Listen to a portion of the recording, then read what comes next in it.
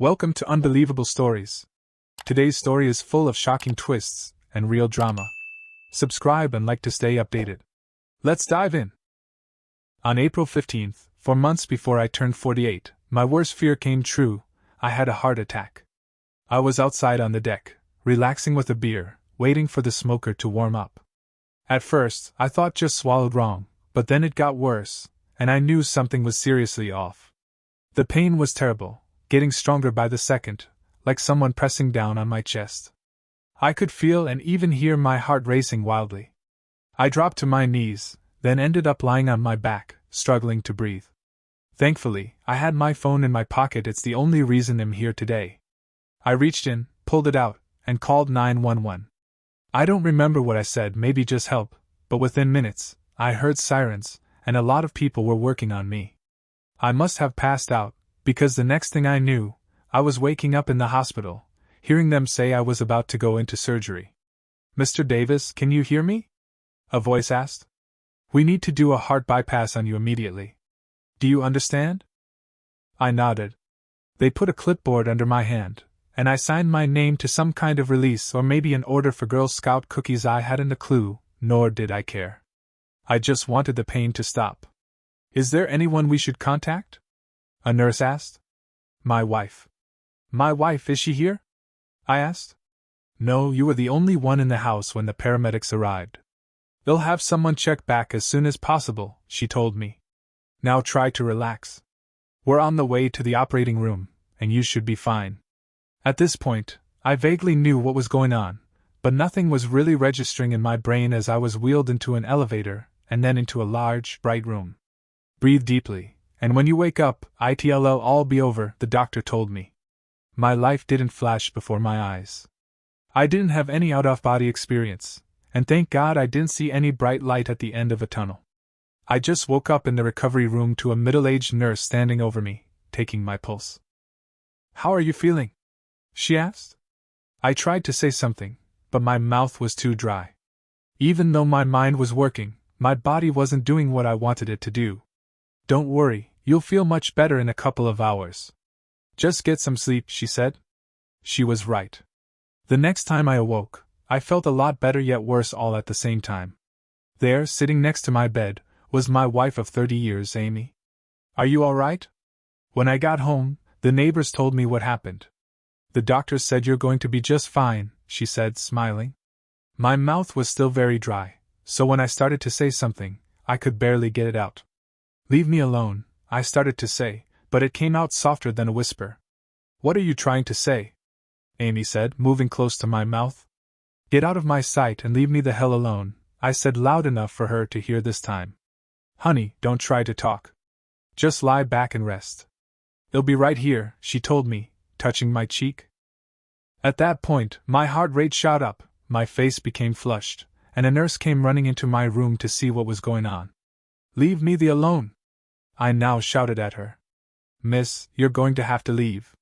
You're upsetting the patient and raising his vitals." "Please leave, miss," the nurse told Amy. "But I'm his wife," she stammered. "Be that as it may, you're upsetting him, and I need you to leave right now." "Hon, I'll be in the hallway if you need me," she said, looking back at me as she was ushered from my room. I motioned to the nurse, and she came close. "No visitors, please," I told her, "and only discuss my condition with me, no one else." "I understand, Mr. Davis. They'll put a sign on your door that says no visitors are allowed, and it'll make sure the doctor discusses your condition only with you." "Will you be needing anything else?" she inquired. I nodded no. "Well, that being the case, please try to relax and get some sleep. The doctor will be in later to check on you. You don't get any rest in a hospital. If they're not jabbing you, they're taking blood or trying to give you some damn pill in the middle of the night." "Sleep? Yes, sure, lady," I thought to myself. The doctor came in and said everything had gone according to plan. They had done a triple bypass, and when they'd gone in, they'd seen evidence of other damage, as they like to call it, from an earlier attack. I told him that it probably happened about 4 months earlier, but I had thought it was just a stress attack. "You're very lucky, Mr. Davis. If you hadn't had your cell phone, you might not have made it," he explained. "You really need to get your weight and blood pressure under control, or you're going to end up seeing me again, he said while looking at my chart. I want you out of the bed tomorrow morning. I need you to start walking at least 10 minutes every hour, and after that, well, see how it goes. How long will I be laid up, Doc? I asked. If you're asking me when you can go back to work, the answer is not for at least 3 months. When you go home, you'll need someone there at all times, at least for the first couple of weeks. After that, well, play it by ear depending on how you feel. Doc, I won't be rehabbing at home, so can you recommend a good facility? Well, there is a pretty good one about 5 miles from here that has a great workout area and a dietitian on staff, he told me. All you need to do is have our business office call and set it up for you. Let me warn you though, it is kind of pricey, but it's got an excellent reputation. By the way, you've had a lot of visitors, and a few of them became a little irate when they were informed that you'd requested no visitors or phone calls, he said with a puzzled smile. I guess you had your reasons, but hate to be in your shoes when you go home, he said, walking out the door. Who said I was going home? I thought. A week later, I was sitting in a private room in the rehabilitation center. It overlooked the outdoor pond and was more like a hotel suite than a hospital room. I was given a full physical screening and asked how long I planned on staying. Let's plan for 3 months and go from there, I told the coordinator. Mr. Davis, you're about 60 pounds over your ideal weight and not in the greatest physical shape. We need to get you in the gym and set you up with an exercise routine, but first, we're going to get you on a good nutritional program to get your weight more in line. It's not going to be easy, but if you follow the staff's instructions, you'll see results. So with that said, it'll take you down to the gym so you can get started. Well, you've got me for the next 3 months, so do with me as you wish, I said with a laugh as we proceeded to put a recovery program in place. You're probably wondering how I got myself into this condition. The reason's simple: I'm too good at what I do for a living. I'm not bragging or saying that to pump up my ego, it's a fact. I have a certain knack for finding the best people for the job, making sure they're fully trained, and finally letting them do what I've hired them to do. I learned a long time ago that I couldn't do it all. I tried for a while, but it almost killed me.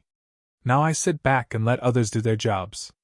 I give them a project, tell them what results the customer is looking for, and then turn them loose to do what they do best. Life is now good. You see, I'm the sales manager for a marketing firm. I've been with the company for 24 years, and a couple of years ago, I became a silent partner. No one, and I do mean no one, including my wife, knows this. 6 years ago, I took a 15% reduction in salary to buy into the company. I've got 3 more years left, and I'll be a 50 owner with my buddy Tom. Sound like I've got it together? Well, I do when it comes to my business life. However, my personal life is another matter. I've got 2 spoiled kids and a social climbing wife. My youngest, Ben, made it through college by the skin of his teeth and was more than a little upset when I didn't offer him a position in the company. I just told him family and business don't mix. Between you and me, though, I didn't want to have to be the one to fire his lazy ass when he didn't work out. He did find a nice girl and got married, but he still hits me up for money about every other month. I guess I never learned how to say no to him. But no more. Lily, who is 2 years older than Ben, is a professional student. I think she's on the 6-year graduation plan. She's changed her major 3 times, and I haven't a clue what it is at the moment, but no matter. At the start of this school year, I told her she had 1 semester left to finish, and after that, she was on her own. She went to her mother and complained, and when Amy approached me, I just told her enough was enough. You kind of see where I'm going with this, don't you? I'm done being the nice guy with the open checkbook. At 25 and 22 years old, I shouldn't have to support them any longer, and am not going to. They are now officially off my payroll. As for my wife, Amy, that's a whole other story. About 5 months ago, I was feeling a little frisky one night. Our sex life had gone down a lot over the previous year, and I was trying to jumpstart it to where it should be. I'm not looking for sex 5 times a week, but 3 would be nice. Well, where was I? Oh yeah, after dinner, I gave her a glass of wine and asked her if she was in the mood. For what? She asked. You know, how about you and I go upstairs and have a little fun? I said with my sexiest smile. I'm a little tired tonight, and you know I have that party to plan for, was her reply. Come on, Amy, it's not like I'm asking for a kidney, just a little loving. I should have known it wasn't going to go as planned since Amy looked about as interested as someone sitting in a dentist's chair awaiting a root canal. We undressed, got into bed, and that's when the complaints started. I was taking up too much room, she was hot, I was sweating, and finally, she didn't want me lying on top of her because gained too much weight. Why don't you climb on top, babes, and ride me like you used to? I suggested. You know I have a hard time getting off that way, Amy whined. Okay, just forget about it, I said, getting off the bed and walking towards the bathroom. Where are you going? To beat my meat in private so I don't have to hear you whine about how unpleasant it is to have sex with me anymore, I said as I slammed the door. I took the matter in hand, so to speak, and when finished, I headed to our spare bedroom.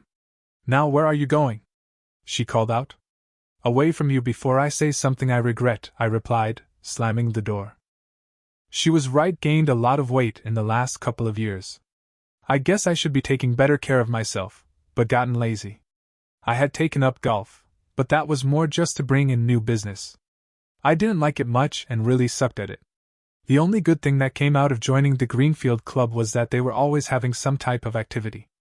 I was gone the next morning way before Amy even got up. I was still pissed, but it mellowed a little bit. I guess it wasn't all her fault, I said to myself as I sat at my desk eating a donut and washing it down with my second cup of coffee. It was about 10 when I got an email from Amy at her work. There was no "I'm sorry" or "I love you," but only how she wasn't in the mood last night, and instead of talking to her about it, I had just left in a huff. I put my coffee down and tried to think back to the last time I'd had what consider a good lovemaking session.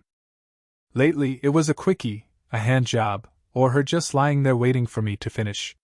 It really had gone downhill, and it seemed that Amy would rather do without than do it with me anymore. That's when I got an epiphany, maybe she's getting her needs satisfied somewhere else.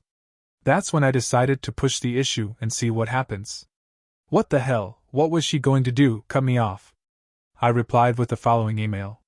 Whatever you're doing with whomever, you'd better stop right now if you want to stay married to me.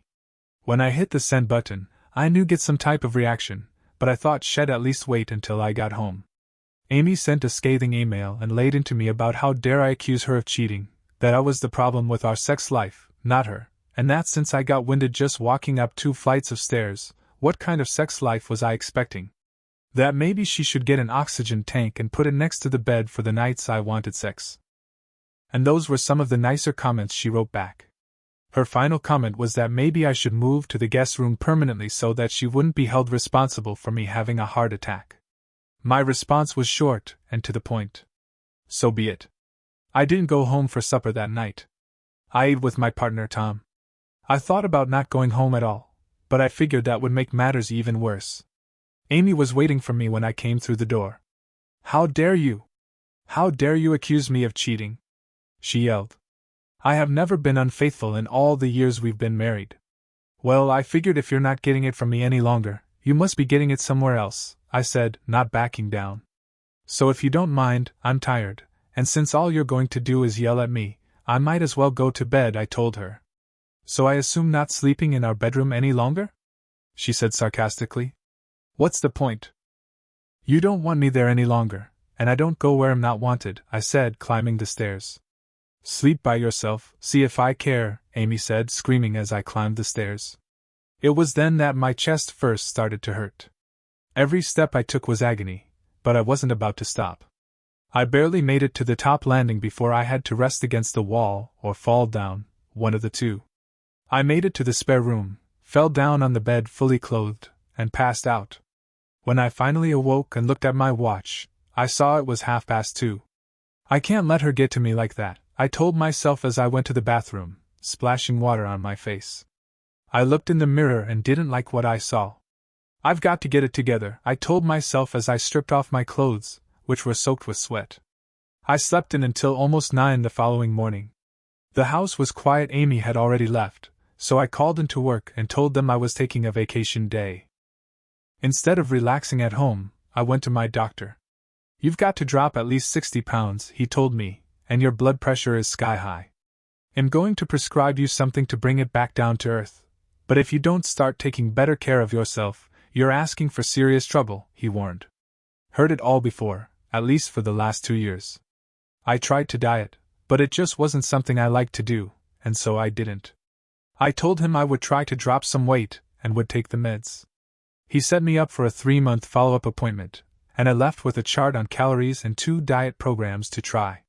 I threw them on the back seat of the car. Things around the house turned chilly at best. We no longer ate together and only spoke to one another when we absolutely had to. It was the end of our 2nd month when we started talking to one another again. There was no "I'm sorry," we only talked about superficial things or the kids. Saturday was the annual benefit gala at the club. "Dan, are you going?" Amy asked. "Yes, I'm going," I replied. "Well, we might as well go together." "Is your tux pressed?" she asked. "Cleaned, pressed, and ready to go." It was a quiet ride to the club. We talked about nothing important until I took the lead. "I'm sorry," was all I said as I drove on without looking at her. "I am too," Amy replied. "I've missed you, and I don't want to fight anymore." That's all we had time for as I pulled up to the club. I gave the attendant my keys, and he gave me the claim ticket. I walked around, opened Amy's door, and gave her my hand. She took it, smiled, and my heart skipped a beat. We walked into the dining room and found our table. Dinner was okay, but the wine was a lot better. Ordered 4 bottles for our table, and along with the other 3 couples, we toasted to our good health. After the dinner, the band started, and people began to dance. I danced one slow dance with Amy, and that was more than enough for me. She asked if I minded if she danced with a few other men. "No problem," I told her. I walked around the room and was visiting with a few friends when I caught sight of Amy on the dance floor. It was a slow dance, and I didn't recognize the man she was dancing with. His arm started around her waist but was slowly moving south. Before long, it was resting on the center of her ass. 2 dances later, the same thing happened again as they danced outside onto the moonlit patio. I followed, staying out of sight. They were too far away from me to hear what they were talking about, but their body language was speaking loud and clear. When he bent over and kissed her, "Seen enough?" "Not staying for the auction?" the parking lot attendant asked. "Nothing in there I want anymore," I replied as I got into my car and headed out. I was about 20 minutes away when my cell phone rang. Guess who? I turned it off and put it on the seat next to me. I had been home about 2 hours when Amy stormed in. "What the hell is your problem? Why did you just up and leave me?" she yelled. "I thought the 2 of you wanted to be alone," I replied. "What the hell are you talking about, Dan?" "The dark-haired man, the patio, the kiss, he saw it all," I told her. "That was nothing," she shot back. "Nothing? Are you saying that a man kissing my wife is nothing?" "Well, I care to differ, Amy. And I suppose you're now making it a habit to let men fill you up while you dance with them?" "I and everyone else saw your display on the dance floor," I told her. "Or was I just imagining it?" "Dan, it's not what it looked like. I guess I should have asked Gary to move his hand, but it was all just a little innocent flirting," she told me, "and the kiss was nothing more than him thanking me for dancing with him. I left to look for you right after that." "And it took you 2 hours to come back home?" "Since you weren't answering your phone, I had to find someone to give me a ride home." "Let me guess, Gary just happened to volunteer to drive you home, am I right?" "Yes, it was Gary, and no, nothing happened," she tried to assure me as I started to walk away. "Damn it, nothing happened, Dan," she said again. "How long has it been?" I asked. "How long has what been? How long ago did you give up on us?" I said, walking up to my new and permanent room. "God damn it, Dan, I didn't do anything!" she screamed at me as she started to cry. "I guess it was shortly after I gave up on myself," was my final comment as I closed and locked the bedroom door. I never left the bedroom Sunday. I slept in and did a lot of thinking about how my life had turned out. I had 2 grown children that I never heard from unless they wanted something, and a wife who I was basically cohabitating with, something like a sister. I needed to get away for a few days. Our riverside lodge was about an hour's drive from the house. It had been my parents', and when they passed on, I bought out my brother's share and redid the interior. Monday, I threw together a few things and headed out. A quick call to work, and I was on my own for the next 4 days. I just needed time alone to sort out a few things without Amy hovering over me. As soon as I opened the door, I knew something was wrong. I hadn't been there in at least 6 months, and when I left, the place was immaculate. Someone had been here since then. There was an empty bottle of wine on the counter, and after a quick inspection, I found that our bed had been slept in. Not only slept in, someone had had sex on the bed. I could still see the ring left from what was the wet spot on the white sheets. Well, I now know where, and I've got a pretty good idea with whom, I said to myself as I dragged the mattress to the door and tossed it out on the lawn. My heart was beating a mile a minute, and I was sweating buckets as I sat down in a chair on the porch. Dan, old buddy, it looks like you've been replaced, I said to myself as I started to get angry again. The hell with all of them, I don't need them. I used to, but not anymore, I told myself. Over the next 4 days I made up a list of what I wanted out of life, where I wanted to go, and none of it included any of my family. It was something like a bucket list without having to kick the bucket. I got home late Friday afternoon, but Amy was nowhere to be found. She never came home that night, and by Saturday afternoon, I decided to smoke a rack or two of ribs and wait for her. I was almost looking forward to her explanation of where she'd been for the past 2 days when all hell broke loose, and I had my heart attack. So that now brings you to where I am currently. I finally called Tom from the rehab place to tell him I was still alive and kicking. They wouldn't put my calls through, he told me. How are you feeling? Better, but still pretty weak. It looks like I'm going to be laid up for a couple of months. I need Karen to bring by my laptop so I can keep in touch and update it. You think that's wise? Tom replied. Don't worry, I won't overdo it. But between Karen and me, well, keep everything current, I told him. You know your wife was here the other day. She took something off your desk. I think it was that picture of the two of you. You guys doing okay? He asked. Never better. Just have Karen drop off my computer, and for God's sake, please don't tell anyone where I am. I sure as hell don't need any visitors, I told him. By the way, I'm milking our health insurance for everything I can get out of it, I said with a laugh.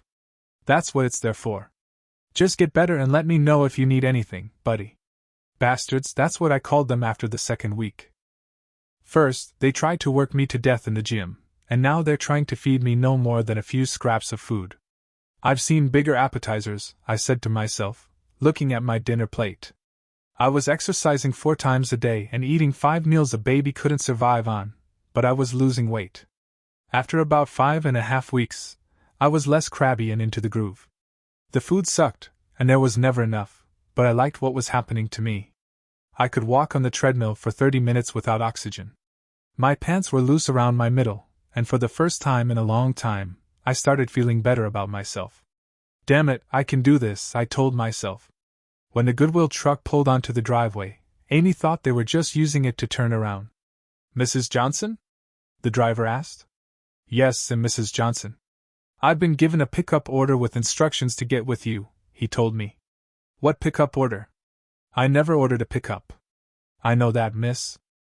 It was initiated by your husband, Dan Johnson, he said, showing me his signature on the bottom of the page.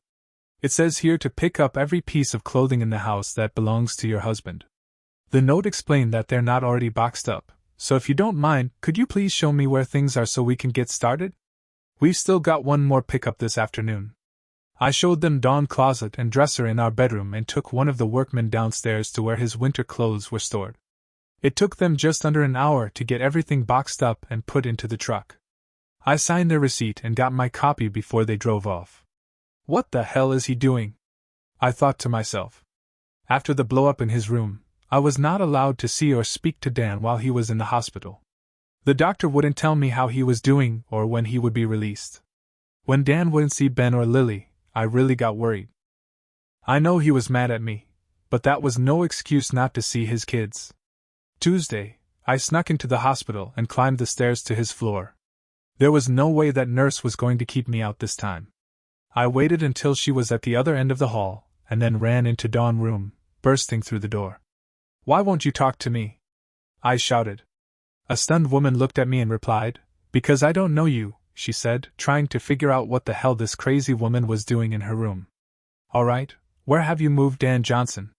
I shouted to the nurse at the front desk. I'm sorry, he's gone, she replied. My eyes teared up. When? How? I asked. What did they do with his body? I'm his wife, damn it! I have a right to know, I said, getting angry again through my tears.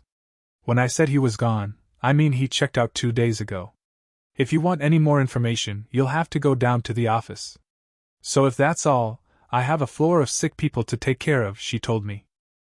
The business office said Dan had been discharged and had been sent to a rehab clinic, but they were not at liberty to tell me where. Patient's orders, I was told. Great, back to square one, I said to myself, walking out the door. Sitting in my car, I planned my next move. Dan was right, given up on the two of us a long time ago. His weight had skyrocketed, and whenever I said something about it, he told me not to nag him. When we did have sex, he was like a huge sack of potatoes lying on top of me. When I told him he was crushing me, he'd get upset and try to finish on his arms or elbows.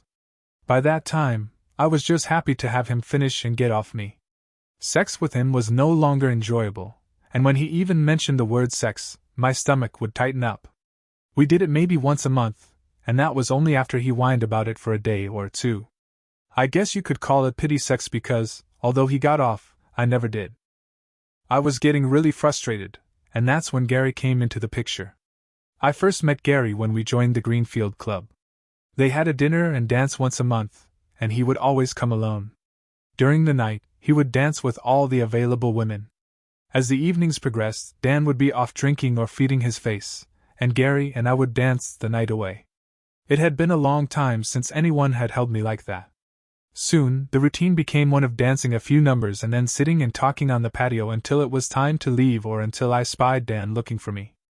After a couple of months, we met for lunch one Saturday afternoon, while Dan was off golfing. We had a couple of glasses of wine, and everything just seemed so right. We ended up in the back seat of his car, making out like a couple of teenagers. We did everything there was to do without taking our clothes off. I jacked him off, and he fingered me until I climaxed at least twice. It had been so long since I would felt this way. We straightened our clothes, kissed goodbye, and I headed back to the house. I didn't even feel guilty until I was in the shower, trying to get myself off again while thinking about Gary. What the hell was I doing? I'm fooling around with some guy in the back seat of his car, and now I'm trying to get off while thinking about him instead of my husband. How sick is that? I said to myself, getting disgusted at what I was doing. The problem was, I no longer felt sexually attracted to my husband. I nagged Dan for the next 2 weeks about his weight and tried to tell him how sexy he'd be if he lost 50 pounds, but he never got the hint. He just got angry with me again. Everything came crashing down when he wanted to fool around one night after dinner. It was a disaster of a session, and he got mad and went into the bathroom. I felt bad, but not that bad. He slept in the spare room that night, and was gone before I got up the next day. I had the dark brown touch the following morning at work. Everything I touched turned to shit. I was feeling sorry for myself and did something stupid. I emailed Dan and basically told him that it was all his fault last night because he'd walked out on me. He, however, came back with a real eye-opener. However, I was cheating with. Better stop if I still wanted to stay married, was all it said. There was no way he could possibly have known about that Saturday. However, if he were taking care of business at home, it never would have happened. And it's not like we had sex or anything, it was only a little fooling around, that's all. I guess I never should have answered his email when I was mad because I called him everything I could think of. I told him never cheated on him, and if he weren't such an overweight slob, we'd have more sex. I now realized that I was basically pushing him away, and I guess he was tired of arguing. That's when he replied back that maybe he should stay permanently in the guest room if I no longer wanted him anymore. It was now spiraling out of control. When Dan got home, we had a huge argument. We threw accusations at each other, and he went one way, and I the other. I slept alone that night and for many nights after that. It was the night of the benefit gala that we finally apologized to each other. It had been tearing me apart, but I guess we were both too stubborn to admit we were either wrong or what the real underlying problem was. We had a wonderful dinner. Dan danced with me and then decided to mingle with his friends. I made the mistake of dancing with Gary. We danced maybe a little too close, and out on the patio, he told me he wanted to take it to the next level, and then he kissed me. I told him that it had been a mistake and that I would never cheat on my husband and left him out there licking his wounds. I never saw Dan leave, nor did anyone else. The parking lot attendant told me he had left about a half hour earlier, and when I called him, it went right to voicemail. I was pissed and had one too many drinks before realizing have to find some way home. Gary came over and asked what was the matter. Dan got mad for some reason and left. He won't answer his phone, and I need to find a way home, I said. Diana, after the auction, he'll give you a ride home, he said. I shot him back the look. And he'll keep my hands to myself also, he assured me. I drank halfway through the auction before we left. On the ride home, I started getting angry all over again. How could he just leave me there? I fumed. I guess Gary saw how angry I was and told me to relax. When he pulled into the parking lot by the lake, I was surprised, and when he reached over to kiss me, I didn't stop him. The only reason we didn't go all the way that night was a police car making its rounds through the parking lot. When he hit the car with his spotlight, I sobered up in one hell of a hurry. Gary, take me home now, I demanded. When I got home, I thanked him and ran to the house. I was almost sober but angry as hell all over again. When Dan accused me of cheating, I went ballistic. What cut me to the core was when he asked me when I had given up on our marriage. I crashed inside and started to cry, telling him that never cheated on him, but he no longer believed me. Sunday, Dan never left his room, and I didn't push it. I figured we'd have words Monday, and I wanted to make sure I had all my ducks in a row. When he didn't come home Monday night, I just thought it was his way of punishing me. When he didn't come home Tuesday, I called his secretary, Karen, and was told that he had taken a couple of days vacation. The bastard is off somewhere sulking, I said to myself. Well, two can play that game. I left Wednesday to spend a couple of days with my daughter up at college. We had a great time bonding and even had a girls' night out with a couple of her friends Friday night. Saturday morning, I woke up with a hangover and an upset stomach. Guess I'm too old for that kind of partying anymore, I said, dressing to leave. I said goodbye to my daughter, thanked her for the good time, and drove home. I had no more than gotten out of my car when my next-door neighbor came running over. Dan was taken by ambulance to the hospital this morning, she told me. The front door was shut, but the lock was broken. I ran inside and saw a few things had been moved around and could smell the smoker on the deck. The coals were almost out, but there were 2 slabs on the grill. I took them off, put them in the refrigerator, and opened up the yellow pages. There were only 2 hospitals in our area. I called River Valley Hospital and hit pay dirt. Dan had been admitted, but they wouldn't give me anything over the phone. I changed and headed out. A triple bypass, I almost shouted. How long will he be in surgery? I asked. About another hour, I was told. There's nothing you can do but wait.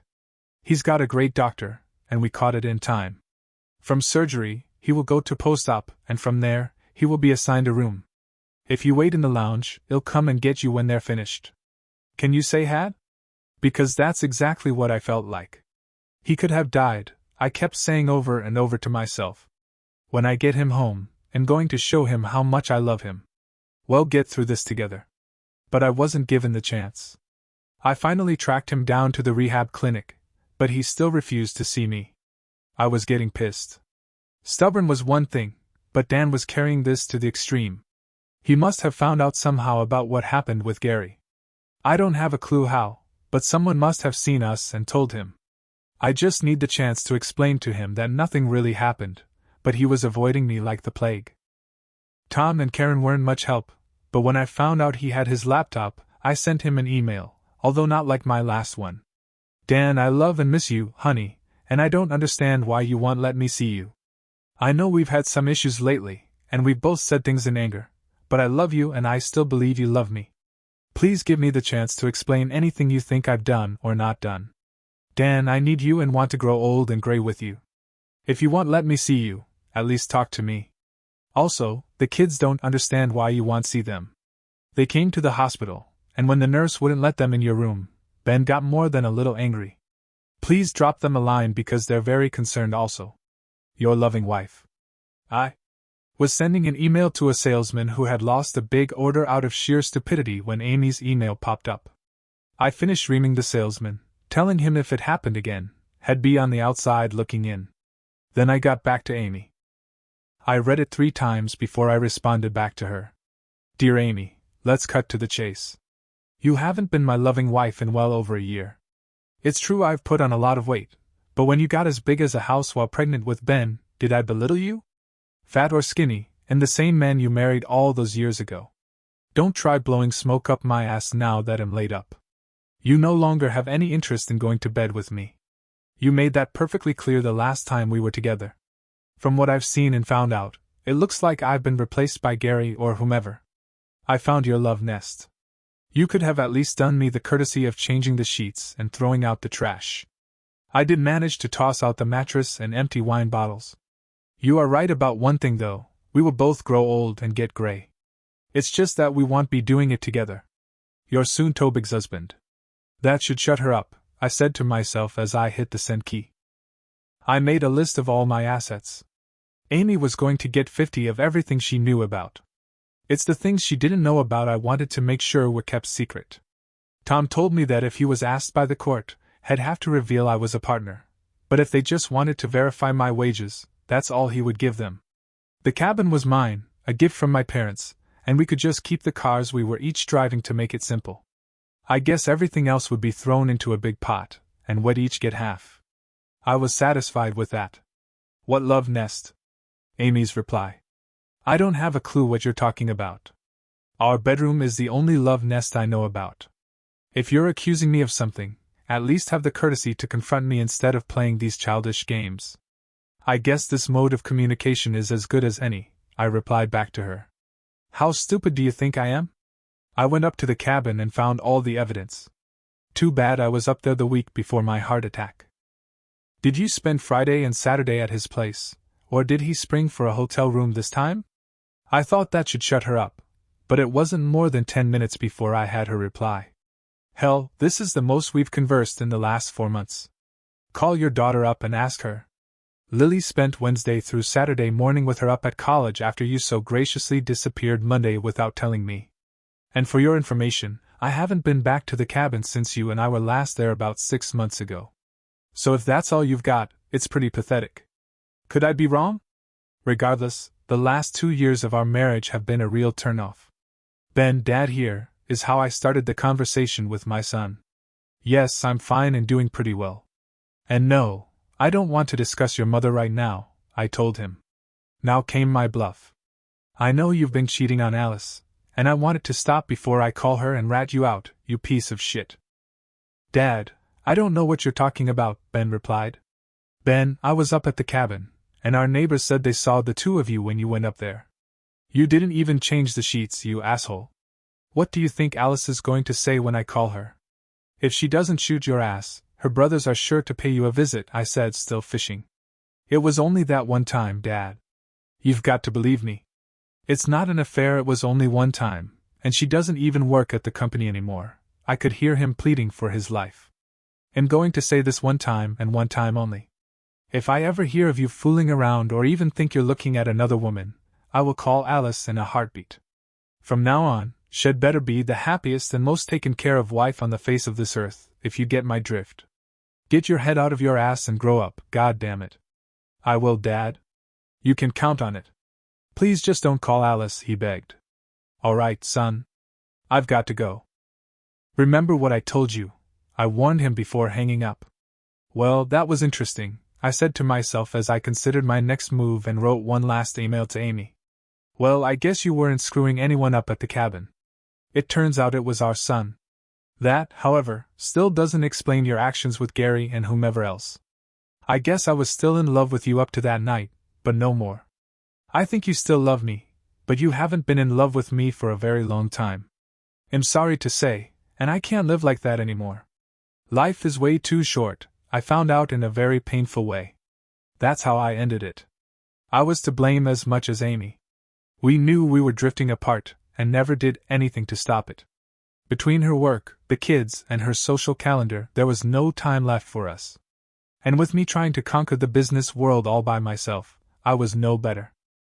The only difference was that Amy looked as good as when I first met her, and I looked like someone out of Slobs Ru's magazine. But no more. I spent the next 3 months doing nothing but exercising and eating right. The first 35 pounds dropped off fast, but then I hit the first of many plateaus. I never let up, though. I was now driven to regain what lost years' agony waste, and most of all, my life. Amy and I emailed each other every week to keep one another updated on what was going on in our lives, but we never saw one another. After 6 months, I half expected to get divorce papers, but none ever came. Our emails mostly dealt with how we felt about one another and our breakup, the problems each one of us saw in our marriage, and why we did nothing to resolve them. As I said earlier, we were both at fault. Autumn festival sucked. The kids split their time between the two of usher dinner and my dessert. Ben announced that Alice was pregnant, and Lily said she'd finally gotten her degree or would have it by the end of the semester. I laughed and said believe it when I see it. They tried to pump me for information, but I told them it was none of their business. Lily got a little huffy but backed off when I told her enough was enough.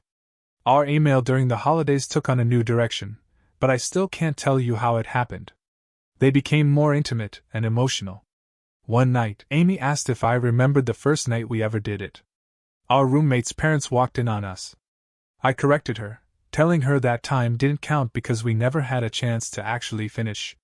It wasn't until 2 weeks later that we finally did the deed, and so on. We walked down memory lane for almost a month. For winter holiday, I sent her a pair of emerald earrings. I know that she didn't have a pair because she had given hers to Lily on her 21st birthday. I just put in a little note to replace the ones you gave up, is all it said. Amy never sent me anything for winter holiday, but I guess I really didn't expect anything. As New Year's approached, Tom hit me up with a problem. Dan, my wife's sister, is coming into town, and Dana wants to take her with us to the spring gala party at the Greenfield Club. Her sister won't go stag, and Dana refuses to leave her at home by herself. Can you be a buddy and be her date's spring gala? Come on, Dan, I'll owe you big time. He must have begged for a week before I finally relented. What the hell, I was just going to sit in front of the boob tube anyway. I then realized it was formal, and I no longer had a tux.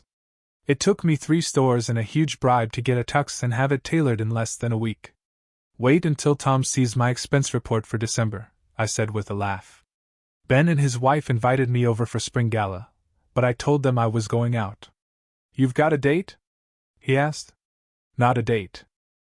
I'm chaperoning my boss wife's sister, I told him. You don't have to lie to me. I won't tell Mom, he replied. I'm not lying, and your mom probably already has a date for spring gala herself. So why don't we just drop it? I said, getting a little annoyed. That was the one thing neither one of us had mentioned over the last 9 months if either one of us was dating. Gone to a few business lunches, but that was about it. I wasn't sure about Amy, though. A good-looking woman like her probably has had a full dance card. We were still married but basically in name only. I guess after the first of the year, we should probably address that issue, I said to myself. I was at Tom's house by 7. He let me in, and I met Sue, Donna's sister. She was about 45 and very nice on the eyes. I suggested that we go in one car, but Tom insisted that we take 2 cars. Look, after the dance, you can head home, and I'll take the 2 women back with me. That is unless you plan on trying to get lucky with Sue, he said, elbowing me in the side as Dana told him to act his age, not his shoe size. The place was packed, and there wasn't an open seat to be had. I knew most of the people at our table as they marveled at how good I looked. Wow, Dan, how much weight have you lost? Somewhere in the area of 75 pounds, I told them. Hell, if I didn't know you so well, I never would have recognized you, one told me. Dinner was decent with a choice of steak or chicken, and along with the vegetables and rice, it was palatable. I ate about half. There was no use blowing my diet tonight. I had 1 glass of wine and nursed my second as I reacquainted myself with people I hadn't seen in the last 9 months. Afterward, the lights dimmed, and the band started. Sue said she wasn't much of a dancer, and I sure as hell wasn't, so after a few songs, I excused myself and started walking the room. That's when I saw her. She was smoking hot, about 58 tall, brown hair, and a body to die for. She was wearing a blue strapless dress that hugged every curve of her body. I watched her for the next half hour as she danced a few semi-fast songs with 3 older gentlemen. Every time a slow dance started, she went back to her table and sat down. Even though she was asked, she never danced a slow dance with anyone. I slipped one of the members of the band a 120 bill and asked him to play 2 slow songs back to back, with the first one being You Look Lovely Tonight, and I didn't care what the second one was as long as it was slow. Just as the band started to play, I walked behind this angel and asked her to dance. "I'm sorry, I only dance slow songs with my husband," she started to say without looking at me. "Well, then I guess there will be no problem," I said, reaching in and grabbing her hand. She turned around and started to say something when she yelled out, "Dan?" In the flesh. "Now about that dance," I said, pulling Amy to the floor. "Dan" is all I let her get out of her mouth. "Don't talk, just dance with me," I told Amy as I held her tight, moving across the floor. I never released her as the second song started. I was feeling her back and waist, and as the band played Nights in White Satin, I pulled her in even tighter. My body responded with the largest erection had in the previous year. This time, however, rolls of flab didn't hide it. "Looks like someone missed me," Amy whispered into my ear. She was right, I had missed her, but I wasn't about to go back to the life left behind. When the song ended, I didn't want to let her go, and I didn't. "I guess we should talk one of these days," I started to say, still holding on to her hand. "Why not now? Don't you think your date might get a little jealous?" I replied.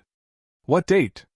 "I came with Ben and Alice," she said, motioning to them on the dance floor as Ben smiled back at me. "They'll be back in a second," I told her as I went back to my table. "You set me up, didn't you?"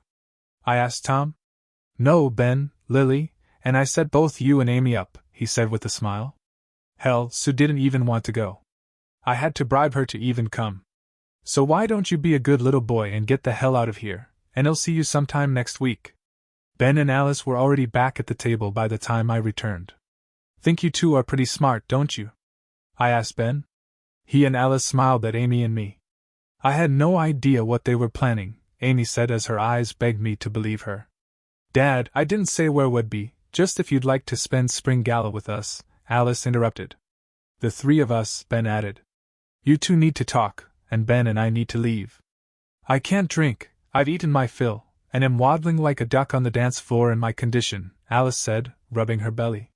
"So if you two don't mind, we're out of here." There were a million things I wanted to say, but Amy started talking a mile a minute. "You look so good, Dan. How much weight have you lost? Where are you living? I lost track of you when you moved out of the rehab center. Are you dating? Are you seeing anyone in particular?" And on and on and on, she continued. It was like she was trying to get all her questions answered in the first 5 minutes because I guess she was afraid there wasn't going to be another chance. "Let's get out of here and go somewhere where we can talk," I told Amy, grabbing her wrap and leading her out to my car. "Where are we going?" "You'll see," I replied. We drove in silence for the first 5 minutes, both of us almost afraid to say something that would break the mood. "I haven't been dating and haven't been to bed with anyone if you're wondering," Amy said without looking at me. "And I never went to bed with Gary or anyone else either, no matter what anyone told you."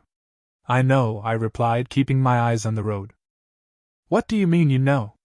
You were the one who accused me of cheating on you." "I know that, and if I had proof that you were sleeping around, we wouldn't be in this car together right now," I told her. She was now quiet and deep in thought. It was just before midnight when I pulled into the driveway of our lake house. I left the lights on as I unlocked the door and came back to the car to get Amy. Once inside, I started the gas fireplace and opened up a bottle of our favorite wine and poured us a glass. "This is the way it started and ended 9 months ago," I said, handing her a glass. "No, it didn't. It started a lot earlier than that. It just came to a head that night," she told me. "You can't imagine how many nights I lay awake wondering how you must hate me for what I said and did to you, and that if you ever gave me another chance, I'll make it up to you," Amy said, starting to tear up. I reached over and pulled her to me, covering her now salty lips. Our glasses of wine weren't drunk for quite a while after that. Our clothes were scattered on the living room floor, on the kitchen table, and the rest lying in a pile on the bedroom floor as we got naked and fell into bed. It had been a long time for the both of us. Grabbing my head, she pulled me up to her lips. "I owe you this," she whispered as she moved south. After a hot session, she fell forward onto my chest as we started to come down, and we held each other tight, almost afraid of letting go. "I guess that's what you call starting the new year off with a bang," I told her. I went back to the kitchen and grabbed our glasses of wine and the bottle. "This conversation is going to take a while," I said, flopping back on the bed, glasses in hand. "We toasted the new and hopefully better year. I know we have a lot to discuss, But I just want to tell you again how sorry I am, Amy started. Stop, I interrupted. You're sorry. I'm sorry. The kids are sorry. Everyone is sorry, but that changes nothing. We need to change. You and I both need to change the way we look at what's left of our marriage. I won't go back to what I left. Rather get a divorce and start over, I told her. I don't want a divorce, Amy said as she started to cry. Listen to what I'm saying. I don't want a divorce either, but I won't go back to the life I was living before all this happened. The house has to go, and you can move into the condo I'm renting for now. We can figure out later where we want to live. It's just that house has too many bad memories for me. But that's our home, she said, pleading. And I'm your husband. It should be a no-brainer for you which to choose. Well, sell the house, take what furniture we want, and either donate the rest or give it to the kids. I don't want the expense, upkeep, or responsibility of a big house any longer. A 2-bedroom condo is all we really need. I want to travel and see all the things I've put off all these years. I've been given a second chance, and am not going to squander it, I told her. But you and I both have commitments and responsibilities, she protested. Screw them all, I told her. I'll work and give them 100 when I'm there, but that's it. No more weekends, business traveling, or damn golf outings anymore. I want my life back. I want to have fun, and I want to feel excited about doing something new. And if I want to make love morning, noon, and night, I don't want a wife telling me she's not in the mood out anymore.